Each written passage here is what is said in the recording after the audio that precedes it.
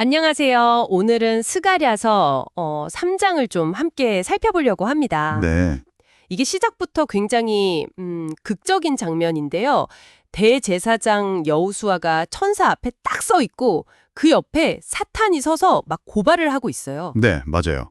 아주 짧은 장인데 여기에 죄의 용서, 또 정결함, 미래에 대한 약속 이런 중요한 상징들이 꽉 차 있죠. 네.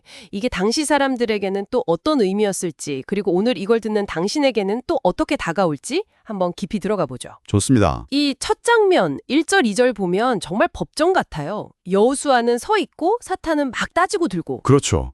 근데 여기서 진짜 중요한 건 여호와께서 사탄의 그 고발에 귀 기울이시는 게 아니라 오히려 사탄을 딱 막아서세요. 아, 네. 2절에서 바로 여호와께서 너를 책망하노라 이렇게 말씀하시잖아요. 네. 책망하시죠. 그러면서 예루살렘을 택한 여호와께서 너를 책망하노라 이는 불에서 꺼낸 그슬린 나무가 아니냐 이렇게요. 그 불에서 꺼낸 그슬린 나무라는 표현이 참 강렬해요. 네, 이게 그들이 겪었던 고난, 그러니까 바벨론 포로 생활 같은 그 불 속에서 정말 간신히 건져진 상태를 보여주는 거죠. 그을리고 상처 입었지만 그럼에도 불구하고 하나님이 택하시고 보호하신다는 걸 아주 강력하게 보여주는 거예요. 아, 그슬렸다는 게 그 고난의 흔적까지 안고 있다는 그런 말씀이시군요. 맞습니다. 근데 그렇게 보호받는 여호수아가 3절에 보면 더러운 옷을 입고 있어요. 아니, 대제사장인데 이건 좀 그렇지 않나요? 바로 그게 이 환상의 또 다른 핵심인데요. 그 더러운 옷이 바로 죄악을 상징하는 겁니다. 백성 전체의 죄죠. 아, 백성의 죄를 대신 입고 있는. 네. 그런데 진짜 놀라운 건 하나님 반응이에요. 그 더러운 옷, 그 죄를 보시고 벌하시는 게 아니라 4절에서 그냥 벗기라고 명령하세요. 벗기라. 네.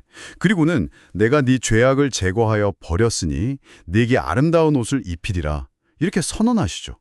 이건 그냥 덮어주는 수준이 아니라 완전히 없애버리고 새롭게 하시겠다는 거거든요.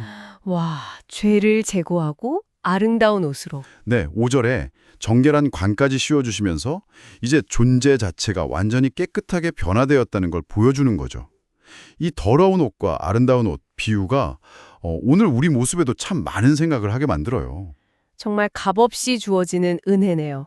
근데요, 바로 다음 6절, 7절을 보면 이제 옷을 갈아입은 여호수아에게 천사가 조건을 제시해요. 내가 만일 내 도를 행하면 내 규례를 지키면 이렇게요. 네네. 아니, 방금 전까지는 그냥 은혜였는데 왜 갑자기 또 순종 이야기가 나올까요? 이게 좀 헷갈릴 수도 있을 것 같아요. 아, 그거 아주 중요한 지점인데요. 이게 은혜 받았으니까 이제 아무렇게나 살아도 된다. 이런 뜻이 절대 아니고요. 아, 그런 건 아니군요. 네, 오히려 은혜로 회복되었으니 이제 그 은혜에 합당하게 그 회복된 신분에 맞게 살아가라는 초대로 봐야죠.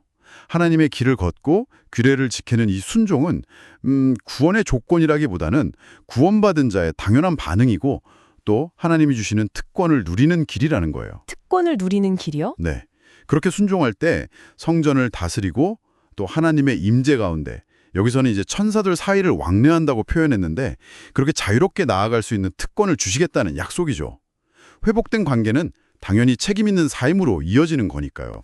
이건 뭘까요? 아, 네. 예표라는 건 말 그대로 앞으로 올 진짜 실체를 미리 보여주는 그림자나 모델 같은 거거든요. 네네. 그러니까 여호수아와 동료 제사장들이 이렇게 정결하게 회복된 모습이 장차 올 더 크고 완전한 회복의 예고편이라는 거죠. 아하. 그리고 내 종 싹은 특히 중요해요. 이사야 같은 다른 선지서에도 나오는 표현인데 보통 메시아를 가리키는 상징으로 해석됩니다. 메시아.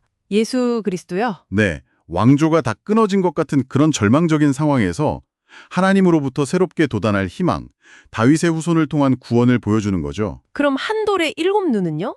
이것도 좀 신비로운데 7눈은 보통 완전한 통찰력, 모든 것을 아시고 살피시는 하나님의 전지전능함이나 완전한 감독을 상징한다고 봐요. 네. 그래서 이게 메시아적인 인물의 완전한 통치력 또는 모든 것을 완벽하게 살피시는 하나님의 임재를 상징하는 것으로 볼 수 있죠. 그리고 9절 마지막에 정말 엄청난 약속이 붙어 있잖아요.